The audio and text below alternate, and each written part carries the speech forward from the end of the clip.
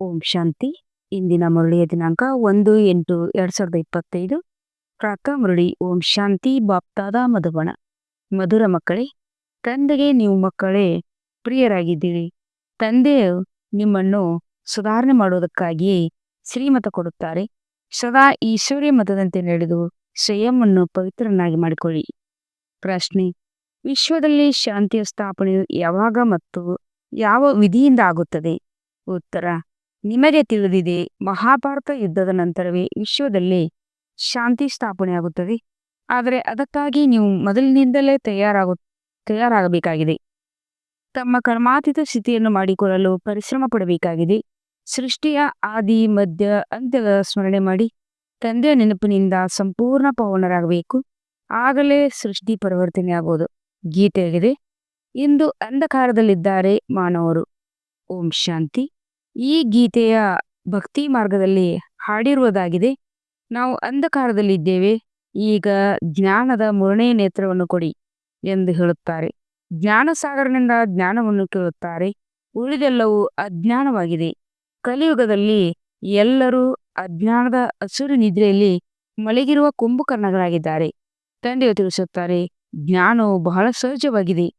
ಭಕ್ತಿ ಮಾರ್ಗದಲ್ಲಿ ಎಷ್ಟೊಂದು ವೇದಶಾಸ್ತ್ರ ಇತ್ಯಾದಿಗಳನ್ನು ಓದುತ್ತಾರೆ, ಹಠಯೋಗ ಮಾಡುತ್ತಾರೆ, ಗುರುಗಳು ಮೊದಲಾದವರನ್ನು ಮಾಡಿಕೊಳ್ಳುತ್ತಾರೆ.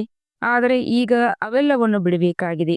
ಏಕೆಂದರೆ ಆ ಗುರುಗಳೆಂದು ರಾಜಯೋಗವನ್ನು ಕಲಿಸಲು ಸಾಧ್ಯವಿಲ್ಲ. ತಂದೆಯೇ ರಾಜ್ಯಭಾಗ್ಯವನ್ನು ಕೊಡುತ್ತಾರೆ. ಮನುಷ್ಯರು ಮನುಷ್ಯರಿಗೆ ಕೊಡಲು ಸಾಧ್ಯವಿಲ್ಲ. ಆದರೆ ಈ ಸುಖಕ್ಕಾಗಿ ಸನ್ಯಾಸಿಗಳು ಕಾಗವಿಷ್ಟ ಸಮಾನ್ ಸುಖವೆಂದು ಹೇಳುತ್ತಾರೆ. ಏಕೆಂದರೆ ತಾವು ಮನೆ ಮಠವನ್ನು ಬಿಟ್ಟು ಕಾಡಿಗೆ ಓಡಿ ಹೋಗುತ್ತಾರೆ. ಈ ಜ್ಞಾನವನ್ನು ಜ್ಞಾನಸಾಗರ ತಂದೆಯ ಮತ್ತಾರು ಕೊಡಲು ಸಾಧ್ಯವಿಲ್ಲ. ಈ ರಾಜಯೋಗವನ್ನು ಭಗವಂತನೇ ಕಲಿಸುತ್ತಾರೆ. ಮನುಷ್ಯರು ಮನುಷ್ಯರನ್ನು ಪಾವನನಾಗಿ ಮಾಡಲು ಸಾಧ್ಯವಿಲ್ಲ. ಪತಿತ ಪಾವನನು ಒಬ್ಬರೇ ತಂದೆಯಾಗಿದ್ದಾರೆ. ಭಕ್ತಿ ಮಾರ್ಗದಲ್ಲಿ ಮನುಷ್ಯರು ಎಷ್ಟೊಂದು ಸಿಕ್ಕಿ ಹಾಕಿಕೊಂಡಿದ್ದಾರೆ. ಜನ್ಮ ಜನ್ಮಾಂತರದಿಂದ ಭಕ್ತಿ ಮಾಡುತ್ತಾ ಬಂದಿದ್ದಾರೆ. ಗಂಗೆಯಲ್ಲಿ ಸ್ನಾನ ಮಾಡಲು ಹೋಗುತ್ತಾರೆ. ಕೇವಲ ಗಂಗಾ ನದಿಯಲ್ಲಷ್ಟೇ ಸ್ನಾನ ಮಾಡುವುದಿಲ್ಲ. ಎಲ್ಲಿ ನೀರಿನ ಕೊಳ, ಸರೋವರ ಇತ್ಯಾದಿಗಳನ್ನು ನೋಡುವರು ಅದನ್ನು ಪತಿತ ಪಾವನಿ ಎಂದು ತಿಳಿಯುತ್ತಾರೆ. ಇಲ್ಲಿಯೂ ಗೋಮುಖವಿದೆ. ಝರಿಯಿಂದ ನೀರು ಬರುತ್ತದೆ. ಹೇಗೆ ಬಾವಿಯಲ್ಲಿ ನೀರು ಬಂದರೆ ಅದಕ್ಕೆ ಪತಿತ ಪಾವನಿ ಗಂಗೆ ಎಂದು ಹೇಳುತ್ತಾರೆ. ಇದೂ ಸಹ ತೀರ್ಥವಾಗಿದೆ ಎಂದು ಮನುಷ್ಯರು ತಿಳಿಯುತ್ತಾರೆ. ಮನುಷ್ಯರು ಬಹಳ ಭಾವನೆಯಿಂದ ಹೋಗಿ ಅಲ್ಲಿ ಸ್ನಾನ ಇತ್ಯಾದಿಗಳನ್ನು ಮಾಡುತ್ತಾರೆ. ನೀವು ಮಕ್ಕಳಿಗೆ ಈಗ ಜ್ಞಾನವು ಸಿಕ್ಕಿದೆ, ನೀವು ತಿಳಿಸುತ್ತೀರಿ. ಆದರೂ ಸಹ ಅವರು ಒಪ್ಪುವುದಿಲ್ಲ. ನಾವು ಇಷ್ಟು ಶಾಸ್ತ್ರಗಳನ್ನು ಓದಿದ್ದೇವೆ ಎಂದು ತಮ್ಮ ಅಹಂಕಾರವು ಬಹಳಷ್ಟಿದೆ. ತಂದೆಯು ತಿಳಿಸುತ್ತಾರೆ, ಓದಿರುವುದೆಲ್ಲವನ್ನೂ ಈಗ ಮರೆತು ಹೋಗಿ. ಈಗ ಇವೆಲ್ಲ ಮಾತುಗಳ ಬಗ್ಗೆ ಮನುಷ್ಯರಿಗೆ ಹೇಗೆ ತಿಳಿಯಬೇಕು? ಆದ್ದರಿಂದ ಇಂಥ ಒಳ್ಳೊಳ್ಳೆಯ ಜ್ಞಾನ ಬಿಂದುಗಳನ್ನು ಬರೆದು ವಿಮಾನದ ಮೂಲಕ ಹಾಕಿಸಿ ಎಂದು ತಂದೆಯು ತಿಳಿಸುತ್ತಾರೆ. ಹೇಗೆ ಇತ್ತೀಚೆಗೆ ವಿಶ್ವದಲ್ಲಿ ಶಾಂತಿ ಸ್ಥಾಪನೆ ಹೇಗಾಗುವುದೆಂದು ಮನುಷ್ಯರು ಕೇಳುತ್ತಾರೆ. ಯಾರಾದರೂ ಸಲಹೆ ಕೊಟ್ಟರೆ ಸಾಕು, ಅವರಿಗೆ ಬಹುಮಾನ ಸಿಗುತ್ತಿರುತ್ತದೆ. ಆದರೆ ಅವರು ಶಾಂತಿಯ ಸ್ಥಾಪನೆಯಂತೂ ಮಾಡಲು ಸಾಧ್ಯವಿಲ್ಲ. ಶಾಂತಿ ಆದರೂ ಎಲ್ಲಿದೆ? ಸುಳ್ಳು ಬಹುಮಾನಗಳನ್ನು ಕೊಡುತ್ತಿರುತ್ತಾರೆ. ಯುದ್ಧದ ನಂತರ ವಿಶ್ವದಲ್ಲಿ ಶಾಂತಿ ಸ್ಥಾಪನೆಯಾಗುವುದೆಂದು ನೀವು ಮಕ್ಕಳಿಗೆ ತಿಳಿದಿದೆ. ಈ ಯುದ್ಧದ ಯಾವ ಸಮಯದಲ್ಲಿ ಬೇಕಾದರೂ ಆಗ್ಬಹುದು. ಇಂಥ ತಯಾರಿಗಳು ಯಾಗಿವೆ? ಕೇವಲ ನೀವು ಮಕ್ಕಳದು ತಡವಾಗಿದೆ. ಯಾವಾಗ ನೀವು ಮಕ್ಕಳು ಕರ್ಮಾತೀತ ಸ್ಥಿತಿಯನ್ನು ಪಡೆಯುವಿರೋ ಆಗ ಯುದ್ಧವು ಆರಂಭವಾಗಿ ಬಿಡುತ್ತದೆ. ಇದರಲ್ಲೇ ಪರಿಶ್ರಮವಿದೆ. ತಂದೆಯು ತಿಳಿಸುತ್ತಾರೆ, ನನ್ನೊಬ್ಬನನ್ನೇ ನೆನಪು ಮಾಡಿ ಮತ್ತು ಗೃಹಸ್ಥ ವ್ಯವಹಾರದಲ್ಲಿರುತ್ತಾ ಕಮಲ ಪುಷ್ಪ ಸಮಾನ್ ಪವಿತ್ರವಾಗಿ ಮತ್ತು ಸೃಷ್ಟಿಯ ಆದಿ ಮಧ್ಯ ಅಂತ್ಯದ ಜ್ಞಾನವನ್ನು ಸ್ಮರಣೆ ಮಾಡುತ್ತಾ ಇರಿ. ನೀವಿದನ್ನು ಸಹ ಬರೆಯಬಹುದು. ಡ್ರಾಮಾನುಸಾರ ಕಲ್ಪದ ಹಿಂದಿನ ತರಹ ವಿಶ್ವದಲ್ಲಿ ಶಾಂತಿ ಸ್ಥಾಪನೆಯಾಗುವುದು. ವಿಶ್ವ ಶಾಂತಿಯ ಸತ್ಯಯುಗದಲ್ಲಿ ಇರುತ್ತದೆ ಎಂಬುದನ್ನು ಸಹ ನೀವು ತಿಳಿಸಬಹುದು. ಅಂದ ಮೇಲೆ ಇಲ್ಲಿ ಅವಶ್ಯವಾಗಿ ಅಶಾಂತಿ ಇದೆ. ಆದರೆ ಕೆಲವರು ಈ ನಿಮ್ಮ ಮಾತುಗಳ ಮೇಲೆ ವಿಶ್ವಾಸವನ್ನು ಇಡುವುದಿಲ್ಲ. ಏಕೆಂದರೆ ಅವರು ಸ್ವರ್ಗದಲ್ಲಿ ಬರುವುದೇ ಇಲ್ಲ. ಆದ್ದರಿಂದ ಶ್ರೀಮತದಂತೆ ನಡೆಯುವುದಿಲ್ಲ. ಇಲ್ಲಿಯೂ ಸಹ ಅನೇಕ ಮಕ್ಕಳು ಶ್ರೀಮತದಂತೆ ಪವಿತ್ರವಾಗಿರುವುದಿಲ್ಲ. ನಿಮಗೆ ಶ್ರೇಷ್ಠಾತಿ ಶ್ರೇಷ್ಠ ಭಗವಂತನ ಮತವು ಸಿಗುತ್ತದೆ. ಯಾರ ಚಲನೆಯಾದರೂ ಸರಿಯಿಲ್ಲವೆಂದರೆ ನಿಮಗೆ ಈಶ್ವರನು ಒಳ್ಳೆಯ ಮತ ಕೊಡಲಿ ಎಂದು ಹೇಳುತ್ತಾರೆ. ನೀವೀಗ ಈಶ್ವರ್ಯ ಮತದಂತೆ ನಡೆಯಬೇಕು. 63 ಜನ್ಮಗಳಿಂದ ನೀವು ಇಷಯ ಸಾಗರದಲ್ಲಿ ಮುಳುಗುತ್ತಾ ಬಂದಿದ್ದೀರಿ. ತಂದೆಯು ಮಕ್ಕಳೊಂದಿಗೆ ಮಾತನಾಡುತ್ತಾರೆ. ಮಕ್ಕಳನ್ನೇ ತಂದೆಯು ಸುಧಾರಣೆ ಮಾಡುತ್ತಾರಲ್ಲವೇ? ಇಡೀ ಪ್ರಪಂಚವನ್ನು ಹೇಗೆ ಮಾಡುವರು? ಹೊರಗಿನವರಿಗೂ ಸಹ ಬಂದು ಮಕ್ಕಳಿಂದ ತಿಳಿದುಕೊಳ್ಳಿ ಎಂದು ಹೇಳುತ್ತಾರೆ. ತಂದೆಯು ಹೊರಗಿನಿಂದವರಿಗೆ ಮಾತನಾಡುವುದಿಲ್ಲ. ತಂದೆಗೆ ಮಕ್ಕಳೇ ಪ್ರಿಯರೆನಿಸುತ್ತಾರೆ. ಮಲತಾಯಿ ಮಕ್ಕಳು ಪ್ರಿಯರೆನಿಸುವುದಿಲ್ಲ. ಲೌಕಿಕ ತಂದೆಯು ಸಹ ಸುಪುತ್ರರಿಗೆ ಹಣವನ್ನು ಕೊಡುತ್ತಾರೆ. ಎಲ್ಲಾ ಮಕ್ಕಳು ಸಮಾನವಾಗಿರುವುದಿಲ್ಲ. ಹಾಗೆಯೇ ತಂದೆಯು ತಿಳಿಸುತ್ತಾರೆ, ಯಾರು ನನ್ನವರಾಗಿರುವರೋ ಅವರಿಗೆ ನಾನು ಆಸ್ತಿಯನ್ನು ಕೊಡುತ್ತೇನೆ.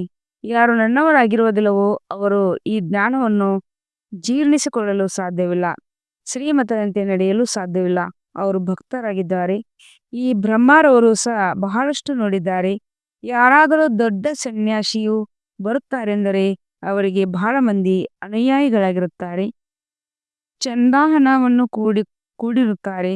ತಮ್ಮ ತಮ್ಮ ಖಾತೆಯನ್ನು ತೆಗೆಯುತ್ತಾರೆ. ಇಲ್ಲಂತೂ ತಂದೆಯು ಈ ರೀತಿ ಖಾತೆಯನ್ನು ಜಮಾ ಮಾಡಿ ಎಂದು ಹೇಳುವುದಿಲ್ಲ. ಇಲ್ಲಂತೂ ಯಾವ ಬೀಜವನ್ನು ಬಿತ್ತುವಿರೋ 21 ಜನ್ಮಗಳ ಕಾಲ ಅದರ ಫಲವನ್ನು ಪಡೆಯುವಿರಿ. ಮನುಷ್ಯರು ದಾನ ಮಾಡಿದರೆ ಈಶ್ವರಾರ್ಥವಾಗಿ ನಾವು ಮಾಡುತ್ತೇವೆಂದು ಹೇಳುತ್ತಾರೆ. ಈಶ್ವರ ಸಮರ್ಪಣಂ ಎಂದು ಹೇಳುತ್ತಾರೆ ಅಥವಾ ಕೃಷ್ಣನ ಸಮರ್ಪಣೆಂದು ಹೇಳುತ್ತಾರೆ. ಕೃಷ್ಣನ ಹೆಸರನ್ನು ಏಕೆ ತೆಗೆದುಕೊಳ್ಳುತ್ತಾರೆ? ಏಕೆಂದರೆ ಗೀತೆಯ ಭಗವಂತನೆಂದು ತಿಳಿಯುತ್ತಾರೆ. ಶ್ರೀ ರಾಧಾರ್ಪಣೆಂಬ ಎಂದಿಗೂ ಹೇಳುವುದಿಲ್ಲ. ಈಶ್ವರ ಅಥವಾ ಕೃಷ್ಣಾರ್ಪಣಂ ಎಂದು ಹೇಳುತ್ತಾರೆ. ಏಕೆಂದರೆ ಈಶ್ವರನೇ ಫಲ ಕೊಡುವರೆಂದು ಅವರಿಗೆ ತಿಳಿದಿದೆ. ಯಾರಾದರೂ ಸಾಹುಕಾರರ ಮನೆಯಲ್ಲಿ ಜನ್ಮ ಪಡೆಯುತ್ತಾರೆಂದರೆ ಹೇಳುತ್ತಾರಲ್ಲವೇ, ಹಿಂದಿನ ಜನ್ಮದಲ್ಲಿ ಬಹಳ ದಾನ ಪುಣ್ಯ ಮಾಡಿದ್ದಾರೆ, ಆದ್ದರಿಂದ ಈ ರೀತಿ ಇದ್ದಾರೆ. ರಾಜರಾಗಲು ಸಾಧ್ಯವಿದೆ, ಆದರೆ ಅದು ಅಲ್ಪಕಾಲದ ಕಾಗವಿಷ್ಟ ಸಮಾನ ಸುಖವಾಗಿದೆ. ರಾಜರಿಗೂ ಸಹ ಸನ್ಯಾಸಿ ಜನರು ಸನ್ಯಾಸ ಮಾಡುತ್ತಾರೆ.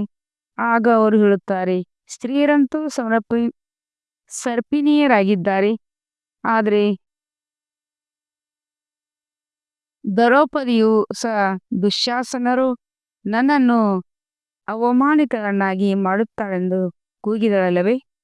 ಈಗಲೂ ಸಹ ಅಬಲೆಯರು, ಬಾಬಾ ಇವರು ನಮ್ಮನ್ನು ಪಡೆಯುತ್ತಾರೆ, ನಮ್ಮನ್ನು ರಕ್ಷಣೆ ಮಾಡಿ ಎಂದು ಎಷ್ಟೊಂದು ಕೂಗುತ್ತಾರೆ. ವಿಕಾರದ ಸಹಯೋಗ ಕೊಡಿ, ಇಲ್ಲವೆಂದರೆ ಕೊಲೆ ಮಾಡುತ್ತೇನೆಂದು ಹೇಳುತ್ತಾರೆ. ಬಾಬಾ ಈ ಬಂಧನದಿಂದ ಬಿಡಿಸಿ ಎಂದು ಅಬಲೆಯರು ಕೇಳುತ್ತಾರೆ. ತಂದೆ ತಿಳಿಸುತ್ತಾರೆ, ಮಕ್ಕಳೇ, ಈ ಬಂಧನಗಳು ಕಳೆಯಲೇಬೇಕಾಗಿದೆ. ನಂತರ 21 ಜನ್ಮಗಳವರೆಗೆ ಎಂದೂ ಅಪವಿತ್ರವಾಗುವುದಿಲ್ಲ. ಅಲ್ಲಿ ವಿಕಾರವೇ ಇರುವುದಿಲ್ಲ. ಈ ಮೃತ್ಯು ಲೋಕದಲ್ಲಿ ಇದು ಅಂತಿಮ ಜನ್ಮವಾಗಿದೆ, ವಿಕಾರಿ ಪ್ರಪಂಚವಾಗಿದೆ.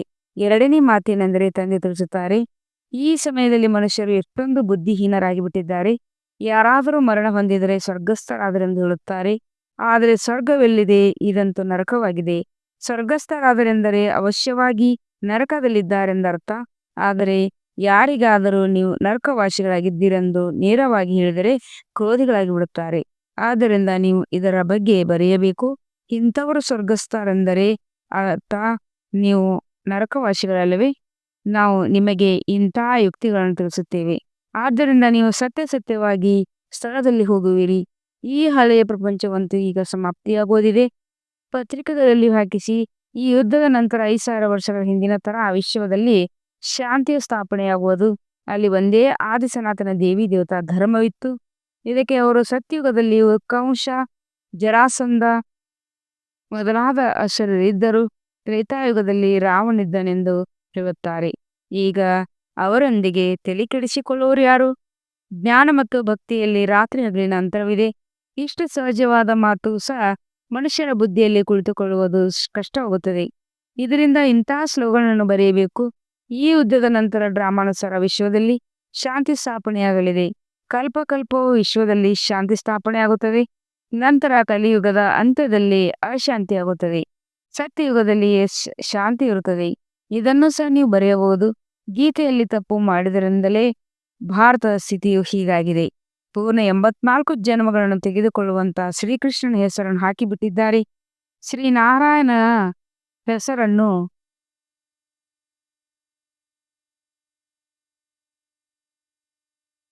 ಹಾಕಿಲ್ಲ.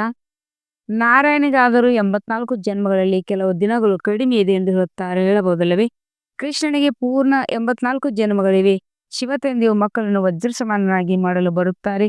ಅಂದ ಮೇಲೆ ಅವರು ಪ್ರವೇಶ ಮಾಡಲು ಅಂತಹ ಚಿನ್ನದ ಸಮಾನ್ ಡಬ್ಬಿಯೇ ಬೇಕಲ್ಲವೇ? ಈಗ ಇವರು ಚಿನ್ನದ ಸಮಾನ್ ಹೇಗಾಗುವರು? ಆದ್ದರಿಂದ ತಂದೆಯು ಬಂದ ಕೂಡಲೇ ನೀನು ವಿಶ್ವದ ಮಾಲೀಕನಾಗುತ್ತೀಯಾ? ಈಗ ನನ್ನೊಬ್ಬನ ನೆನಪು ಮಾಡಿ ಪವಿತ್ರರಾಗಿ ಎಂದು ಅವರಿಗೆ ಸಾಕ್ಷಾತ್ಕಾರ ಮಾಡಿಸಿದರು. ಆ ಕ್ಷಣದಿಂದಲೇ ತಂದೆಯು ಪವಿತ್ರರಾಗಲು ತೊಡಗಿದರು. ಪವಿತ್ರರಾಗದ ವಿನ ಜ್ಞಾನದ ಧಾರಣೆಯಾಗಲು ಸಾಧ್ಯವಿಲ್ಲ. ಸಿಂಹದ ಹಾಲಿಗೆ ಚಿನ್ನದ ಪಾತ್ರೆ ಬೇಕು. ಇದಂತೂ ಪರಮಪಿತ ಪರಮಾತ್ಮನ ಜ್ಞಾನವಾಗಿದೆ. ಇದನ್ನು ಧಾರಣೆ ಮಾಡಿಕೊಳ್ಳಲು ಬುದ್ಧಿಯು ಚಿನ್ನದ ಪಾತ್ರೆಯಾಗಬೇಕು, ಪವಿತ್ರವಾಗಬೇಕು. ಆಗಲೇ ಧಾರಣೆಯಾಗುವುದು. ಪವಿತ್ರತೆಯ ಪ್ರತಿಜ್ಞೆ ಮಾಡಿದ ಮೇಲೆ ಮತ್ತೆ ಬೀಳುತ್ತಾರೆಂದರೆ ಯೋಗದ ಯಾತ್ರೆ ಸಮಾಪ್ತಿಯಾಗುವುದು, ಜ್ಞಾನವು ಸಮಾಪ್ತಿಯಾಗುವುದು. ಭಗವಾನ್ ವಾಚ್ ಕಾಮ ಶತ್ರುವೆಂದು ಅವರು ಯಾರಿಗೂ ಹೇಳಲು ಸಾಧ್ಯವಾಗುವುದಿಲ್ಲ. ಅವರ ಬಾಣವೇ ನಾಟುವುದಿಲ್ಲ. ಅಂಥವರು ಕೇವಲ ಪಂಡಿತರಾಗಿ ಬಿಡುತ್ತಾರೆ. ಆದ್ದರಿಂದ ಈಗ ಯಾವುದೇ ವಿಕಾರವಿರಬಾರದು. ನಿತ್ಯವೂ ಲೆಕ್ಕಪತ್ರವನ್ನಿಡಿ. ಹೇಗೆ ತಂದೆಯು ಸರ್ವಶಕ್ತಿವಂತನಾಗಿದ್ದಾರೆಯೋ ಹಾಗೆಯೇ ಮಾಯೆಯು ಸಹ ಸರ್ವಶಕ್ತಿವಂತನಾಗಿದೆ. ಅರ್ಧಕಲ್ಪ ರಾವಣ ರಾಜ್ಯ ನಡೆಯುತ್ತದೆ. ತಂದೆಯು ಮತ್ಯಾರು ಇದರ ಮೇಲೆ ಜಯವನ್ನು ಪ್ರಾಪ್ತಿ ಮಾಡಿಸಲು ಸಾಧ್ಯವಿಲ್ಲ. ಡ್ರಾಮಾನುಸಾರ ರಾವಣ ರಾಜ್ಯವು ಆಗಬೇಕು. ಭಾರತದ ಸೋಲು ಮತ್ತು ಗೆಲುವಿನ ಮೇಲೆ ಈ ನಾಟಕವು ಮಾಡಲ್ಪಟ್ಟಿದೆ. ತಂದೆಯು ಮಕ್ಕಳಿಗೆ ತಿಳಿಸುತ್ತಾರೆ. ಮುಖ್ಯವಾದುದು ಪವಿತ್ರವಾಗುವ ಮಾತಾಗಿದೆ. ತಂದೆಯು ತಿಳಿಸುತ್ತಾರೆ, ನಾನು ಪತಿತರನ್ನು ಪಾವನರನ್ನಾಗಿ ಮಾಡಲು ಬರುತ್ತೇನೆ. ಬಾಕಿ ಶಾಸ್ತ್ರಗಳಲ್ಲಿ ಕೌರವರು ಮತ್ತು ಪಾಂಡವರ ಯುದ್ಧ, ಜೂಜಾಟ ಇತ್ಯಾದಿಗಳನ್ನು ತೋರಿಸಿದ್ದಾರೆ. ಇಂಥ ಯಾವುದೇ ಮಾತಿರಲು ಸಾಧ್ಯವಿಲ್ಲ. ರಾಜಯುಗದ ವಿದ್ಯೆಯು ಈ ರೀತಿ ಇರುತ್ತದೆಯೇ? ಯುದ್ಧದ ಮೈದಾನದಲ್ಲಿ ಗೀತಾ ಪಾಠಶಾಲೆಯಿರುತ್ತದೆ. ಜನನ ಮರಣ ಸಹಿತವಾಗಿ ಶಿವತಂದೆಯಲ್ಲಿ ಪೂರ್ಣ 84 ಜನ್ಮಗಳನ್ನು ತೆಗೆದುಕೊಳ್ಳುವ ಶ್ರೀಕೃಷ್ಣನಲ್ಲಿ ಅವರದೇ ಅಂತಿಮ ಜನ್ಮದಲ್ಲಿ ತಂದೆಯು ಬಂದು ಪ್ರವೇಶ ಮಾಡುತ್ತಾರೆ. ಎಷ್ಟು ಸ್ಪಷ್ಟವಾದ ಗೃಹಸ್ಥ ವ್ಯವಹಾರದಲ್ಲಿರುತ್ತಾ ಪವಿತ್ರರು ಆಗಬೇಕಾಗಿದೆ. ಇಬ್ಬರ ಜೊತೆಯಲ್ಲಿದ್ದು ಪವಿತ್ರ ಆಗಲು ಸಾಧ್ಯವಿಲ್ಲವೆಂದು ಸನ್ಯಾಸಿಗಳು ಹೇಳುತ್ತಾರೆ.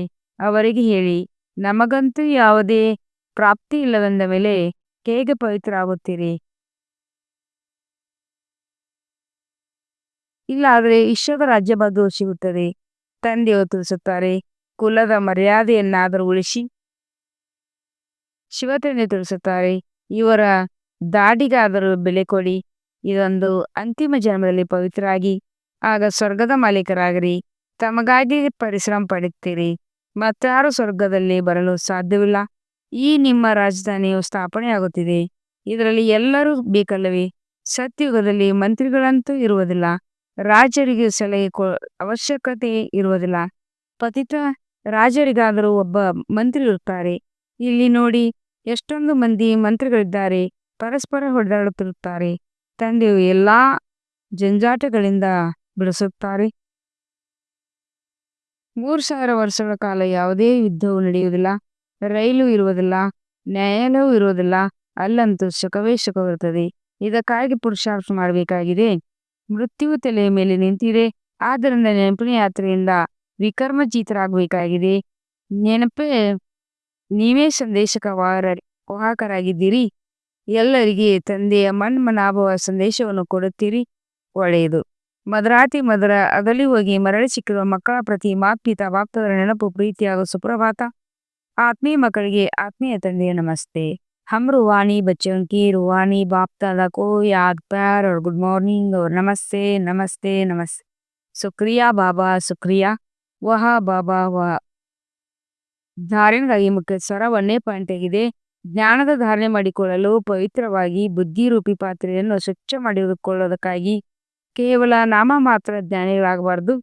2ನೇ ಪಾಯಿಂಟ್ ಆಗಿದೆ. ಡೈರೆಕ್ಟ್ಸ್ ತಂದೆಯ ಮುಂದೆ ತಮ್ಮದೆಲ್ಲವನ್ನು ಅರ್ಪಣೆ ಮಾಡಿ ಶ್ರೀಮತದಂತೆ ನಡೆದು 21 ಜನ್ಮಗಳಿಗಾಗಿ ರಾಜ್ಯಪದೆಯನ್ನು ಪಡೆಯುವರು. ವರದಾನ: ಪ್ರತಿ ಶಕ್ತಿಯನ್ನು ಕಾರ್ಯದಲ್ಲಿ ತೊಡಗಿಸಿ ವೃದ್ಧಿ ಮಾಡುವಂತ ಶ್ರೇಷ್ಠ ಧನವಂತ ಹಾಗೂ ತಿಳುವಳಿಕೆಯಸ್ಥ ಭವ. ವಿವರಣೆಯಾಗಿದೆ. ತಿಳುವಳಿಕೆಯಸ್ಥ ಮಕ್ಕಳು ಪ್ರತಿ ಶಕ್ತಿಯನ್ನು ಕಾರ್ಯದಲ್ಲಿ ತೊಡಗಿಸುವಂತಹ ವಿಧಿಯನ್ನು ತಿಳಿಸುವರು. ಯಾರು ಎಷ್ಟು ಶಕ್ತಿಗಳನ್ನು ಕಾರ್ಯದಲ್ಲಿ ತೊಡಗಿಸುವರೋ ಅಷ್ಟು ಅವರಲ್ಲಿ ಆ ಶಕ್ತಿಯ ವೃದ್ಧಿ ಪ್ರಾಪ್ತಿಯಾಗುವುದು. ಆದ್ದರಿಂದ ಇಂತಹ ಈಶ್ವರ್ಯ ಉಳಿತಾಯ ಯೋಜನೆಯನ್ನು ತಯಾರಿಸಿ, ಯಾವುದರಿಂದ ವಿಶ್ವದ ಪ್ರತಿ ಆತ್ಮ ನಿಮ್ಮ ಮೂಲಕ ಏನಾದರೂ ಒಂದು ಪ್ರಾಪ್ತಿ ಮಾಡಿಕೊಂಡು ನಿಮ್ಮ ಗುಣಗಣವನ್ನು ಮಾಡಬೇಕು. ಎಲ್ಲರಿಗೂ ಏನಾದರೂ ಒಂದು ಕೊಡಲೇಬೇಕು. ಇಲ್ಲ ಮುಕ್ತಿಯನ್ನಾದರೂ ಕೊಡಿ, ಇಲ್ಲ ಜೀವನ್ಮುಕ್ತಿಯನ್ನಾದರೂ ಕೊಡಿ. ಈಶ್ವರ್ಯ ಉಳಿತಾಯ ಯೋಜನೆಯನ್ನು ಮಾಡಿ, ಸರ್ವಶಕ್ತಿಗಳ ಉಳಿತಾಯ ಮಾಡಿ, ಜಮಾ ಮಾಡಿ ಮತ್ತು ಜಮಾ ಆಗಿರುವ ಶಕ್ತಿಯ ಮೂಲಕ ಸರ್ವ ಆತ್ಮರುಗಳ ವಿಕಾರತನದಿಂದ ದುಃಖ ಅಶಾಂತಿಯನ್ನು ಮುಕ್ತ ಮಾಡಿ. ಪ್ರಶ್ನೆಯಾಗಿದೆ, ಶುದ್ಧ ಸಂಕಲ್ಪಗಳನ್ನು ತಮ್ಮ ಜೀವನದ ಅತಿ ಅಮೂಲ್ಯ ಖಜಾನೆಯನ್ನಾಗಿ ಮಾಡಿಕೊಂಡಾಗ ಮಾಲಾಮಾಲಾಗಿ ಬಿಡುವಿರಿ. ಮಾತೇಶ್ವರ್ಯರ ಅಮೂಲ್ಯ ಮಹಾವಾಕ್ಯ. ಈಗ ವಿಕರ್ಮ ಮಾಡುವುದರಲ್ಲಿ ಕಾಂಪಿಟೇಷನ್ ಮಾಡಬಾರ್ದು. ಮೊದಲು ನಿಮ್ಮ ಬಳಿ ಈ ಗುರಿಯನ್ನು ಅವಶ್ಯವಾಗಿ ಇಟ್ಟುಕೊಳ್ಬೇಕು. ನಮಗೆ ಯಾವುದೇ ರೀತಿಯಿಂದ ನಮ್ಮ ವಿಕಾರಗಳನ್ನು ವಶ ಮಾಡಿಕೊಳ್ಳಬೇಕು. ಆಗಲೇ ಈಶ್ವರ್ಯ ಸುಖ ಶಾಂತಿಯಲ್ಲಿರುತ್ತಾ ಬೇರೆಯವರನ್ನು ಸಹ ಶಾಂತಿಯಲ್ಲಿ ತನ್ನಿ. ಇದರಲ್ಲಿ ಸಹನಶಕ್ತಿ ಖಂಡಿತ ಅವಶ್ಯಕವಾಗಿದೆ. ಎಲ್ಲವೂ ನಿಮ್ಮ ಮೇಲೆ ಅವಲಂಬಿತವಾಗಿದೆ. ಹೀಗೆಲ್ಲ ಯಾರೋ ಏನೋ ಹೇಳಿದರು, ಅದರಿಂದ ಅಶಾಂತಿಯಲ್ಲಿ ಬಂದುಬಿಟ್ಟೆ. ಇಲ್ಲ, ಜ್ಞಾನದ ಮೊದಲ ಗುಣವಾಗಿದೆ ಸಹನಶಕ್ತಿ, ಧಾರಣೆ ಮಾಡುವುದು. ನೋಡಿ, ಅಜ್ಞಾನ ಕಾಲದಲ್ಲಿಯೂ ಹೇಳುತ್ತಿದ್ದರು, ಬಲೆ ಯಾರಾದರೂ ಎಷ್ಟೇ ಬೈಗುಳ ಕೊಡಲಿ, ಹೀಗೆ ತಿಳಿಯಿರಿ, ನನಗೆ ಎಲ್ಲಿ ತಟ್ಟಿತು. ಬಲೆ ಯಾರು ಬೈಗುಳ ಕೊಟ್ಟರು, ಅವರು ಖುದ್ದು ಅಶಾಂತಿಯಲ್ಲಿ ಬಂದು ಬಿಟ್ಟರು. ಅವರ ಲೆಕ್ಕಾಚಾರ ತಮ್ಮದೇ ಇರುತ್ತದೆ. ಆದರೆ ನಾವು ಸಹ ಅಶಾಂತಿಯಲ್ಲಿ ಬರುವುದು. ಅವರಿಗೆ ಏನಾದರೂ ಹೇಳಿದಲ್ಲಿ ಮತ್ತೆ ತಮ್ಮ ವಿಕರ್ಮ ಆಗುವುದು. ಆದ್ದರಿಂದ ವಿಕರ್ಮ ಮಾಡುವ ಕಾಂಪಿಟೇಷನ್ ಮಾಡಬಾರ್ದು. ನಾವಂತೂ ಈ ಕರ್ಮವನ್ನು ಭಸ್ಮ ಮಾಡಬೇಕು, ವಿನಾ ವಿಕರ್ಮ ಮಾಡುವುದಲ್ಲ. ಇಂತಹ ವಿಕರ್ಮವಂತೂ ಜನ್ಮ ಜನ್ಮಾಂತರ ಮಾಡುತ್ತಾ ಬಂದೆವು ಮತ್ತು ದುಃಖವನ್ನೇ ಪಡೆಯುತ್ತಾ ಬಂದೆವು. ಈಗಂತೂ ಜ್ಞಾನ ಸಿಗುತ್ತದೆ. ಈ 5 ವಿಕಾರಗಳನ್ನು ಗೆಲ್ಲಿರಿ. ವಿಕಾರಗಳದ್ದು ಸಹ ದೊಡ್ಡ ವಿಸ್ತಾರವಾಗಿದೆ. ಬಹಳ ಸೂಕ್ಷ್ಮ ರೀತಿಯಿಂದ ಕರುತ್ತಾರೆ. ಯಾವಾಗ ಈರ್ಷ್ಯೆ ಬಂದು ಬಿಡುತ್ತದೆ, ಆಗ ಯೋಚಿಸಿರಿ, ಇವನು ಹೀಗೆ ಮಾಡಿರುವುದರಿಂದ ನಾನು ಏಕೆ ಹೀಗೆ ಮಾಡಬಾರದು. ಇದಾಗಿದೆ ದೊಡ್ಡ ತಪ್ಪು. ನೀವಂತೂ ತಪ್ಪು ಮಾಡುವವರನ್ನಾಗಿ ಮಾಡಬೇಕು. ಒಂದು ವೇಳೆ ಯಾರಾದರೂ ಏನಾದರೂ ಹೇಳಿದರೆ ಹೀಗೆ ತಿಳಿಯಿರಿ, ಇದೂ ಸಹ ನನ್ನ ಪರೀಕ್ಷೆಯಾಗಿದೆ. ನನ್ನಲ್ಲಿ ಎಲ್ಲಿಯವರೆಗೆ ಸಹನಶಕ್ತಿ ಇದೆ. ಒಂದು ವೇಳೆ ಯಾರಾದರೂ ನಾನು ಬಹಳ ಸಹನೆ ಮಾಡಿದ್ದೀನಿ, ಒಂದು ಬಾಯರಿ ಆದರೂ ರೋಷ ಬಂದಿತೆಂದರೆ ಕಡೆಯಲ್ಲಿ ಫೇಲ್ ಆಗಿಬಿಡುವರು. ಯಾರು ಹೇಳಿದರೂ ಅವರು ತನ್ನ ಸ್ಥಿತಿಯನ್ನು ಕೆಡಿಸಿಕೊಂಡರೂ ಸಹ ನಿಮಗಂತೂ ಸ್ಥಿತಿ ಮಾಡಿಕೊಳ್ಳಬೇಕು, ವಿನಾ ಕೆಡಿಸುವುದಲ್ಲ. ಆದ್ದರಿಂದ ಒಳ್ಳೆಯ ಪುರುಷಾರ್ಥ ಮಾಡಿ ಜನ್ಮ ಜನ್ಮಾಂತರ ಒಳ್ಳೆಯ ಪ್ರಾರಬ್ಧವನ್ನು ಮಾಡಿಕೊಳ್ಳಬೇಕು. ಬಾಕಿ ಯಾರು ವಿಕಾರಗಳಿಗೆ ವಶರಾಗಿದ್ದಾರೆ ಹೇಳಿರಿ, ಅವರಲ್ಲಿ ಭೂತ ಪ್ರವೇಶವಾಗಿದೆ. ಭೂತಗಳ ಭಾಷೆ ಈ ರೀತಿ ಇರುತ್ತದೆ. ಆದರೆ ಯಾರು ದೈವಿ ಆತ್ಮಗಳಿರುತ್ತಾರೆ, ಅವರ ಭಾಷೆ ದೈವಿಯಾಗಿರುವುದು. ಆದ್ದರಿಂದ ತಾವೀಗ ದೈವಿಗಳಾಗಿಬೇಕೆ, ವಿನಾ ಅಸುರರಲ್ಲ. ಒಳ್ಳೆಯದು. ಓಂ ಶಾಂತಿ. ಅವ್ಯಕ್ತ ಸೂಚನೆ. ಸಹಜ ಯೋಗಿ ಆಗ್ಬೇಕೆಂದರೆ ಪರಮಾತ್ಮನ ಪ್ರೀತಿಯ ಅನುಭವಿಯಾಗಿರಿ. ಪರಮಾತ್ಮನ ಪ್ರೀತಿಯ ಅನುಭವಿಯಾಗಿರಿ. ಆಗ ಈ ಅನುಭವದಿಂದ ಸಹಜ ಯೋಗಿಯಾಗಿ ಹಾರುತ್ತಿರುತ್ತೀರಿ. ಪರಮಾತ್ಮನ ಪ್ರೀತಿ ಹಾರುವ ಸಾಧನವಾಗಿದೆ. ಹಾರುವರು ಎಂದೂ ಧರಣೆ ಆಕರ್ಷಣೆಯಲ್ಲಿ ಬರಲು ಸಾಧ್ಯವಿಲ್ಲ. ಮಾಯೆ ಎಷ್ಟೇ ಆಕರ್ಷಿತ ರೂಪವಿರಲಿ, ಆದರೆ ಆ ಆಕರ್ಷಣೆ ಹಾರುವ ಕಲೆಯಲ್ಲಿರುವ ಹತ್ತಿರ ತಲುಪಲು ಸಾಧ್ಯವಿಲ್ಲ. ಓಂ ಶಾಂತಿ.